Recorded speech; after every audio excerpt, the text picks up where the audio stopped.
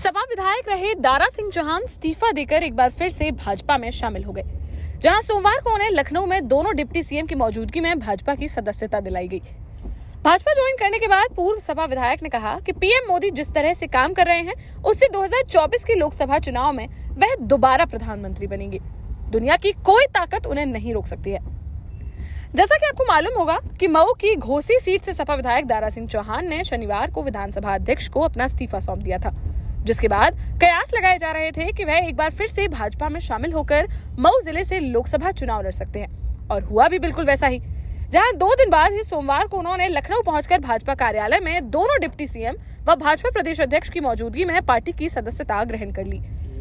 Bhajpa join करते ही उन्होंने अपने संबोधन में कहा कि सीएम योगी के नेतृत्व में जिस तरह से गरीबों के लिए काम हो रहा है उससे लोकसभा चुनाव में बीजेपी की जीत तय है। पूरी 80 सीटें बीजेपी ही जीतेगी। आज दुनिया के तमाम मुल्क पीएम मोदी के पीछे चलने के लिए परेशान है। भाजपा के सिपाही के रूप में मेरी फिर से घर वापसी हुई है।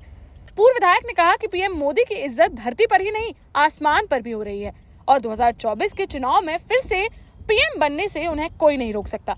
कह सकता हूँ आने वाला 24 का चुनाव माननीय यशस्वी प्रधानमंत्री नरेंद्र मोदी जी जिस तरीके से माननीय देश के गृह मंत्री अमित शाह जी, राष्ट्रीय अध्यक्ष नड्डा जी की कार्यकुशलता में आज आगे बढ़ रहा है, तो जो भरोसा मुझे है उस भरोसे के बुनियाद पर कह सकता हूँ कि आने वाले 24 में हिंदुस्तान की दोबारा मुख्यमंत्री नरेंद्र मोदी जी बनेंगे।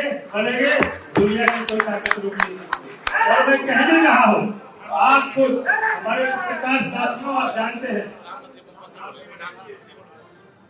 प्रधानमंत्री आदि नरेंद्र मोदी जी बनेंगे, ये दुनिया की कोई ताकत रोक नहीं पाएगी। तीसरी बात, प्रधानमंत्री और आज मोदी जी और योगी जी के नेतृत्व में जो विकास का काम, जन कल्याण का काम, गरीब कल्याण का काम जिस तेजी से आगे बढ़ रहा है, मुझे पूरा भरोसा आने के साथ आज भारतीय जनता पार्टी का मैं सिपाही के रूप में आज मेरी घर वापसी हुई है।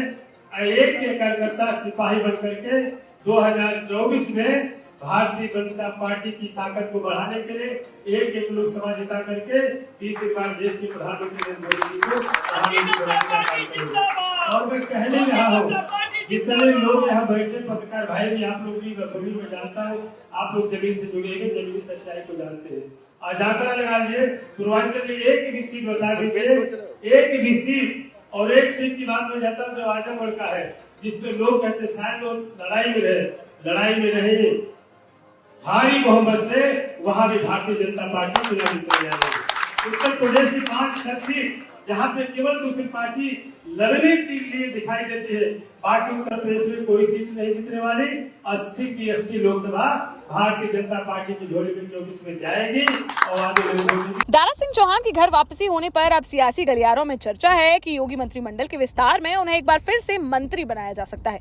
पहले कार्यकाल में भी वह मंत्री रह चुके हैं और 2022 में विधानसभा चुनाव से ठीक पहले उन्होंने मंत्री पद से इस्तीफा देते हुए सपा ज्वाइन की थी और अब फिर से घर वापसी कर उन्हें योगी सरकार फिर से बड़ा तोहफा दे सकती है।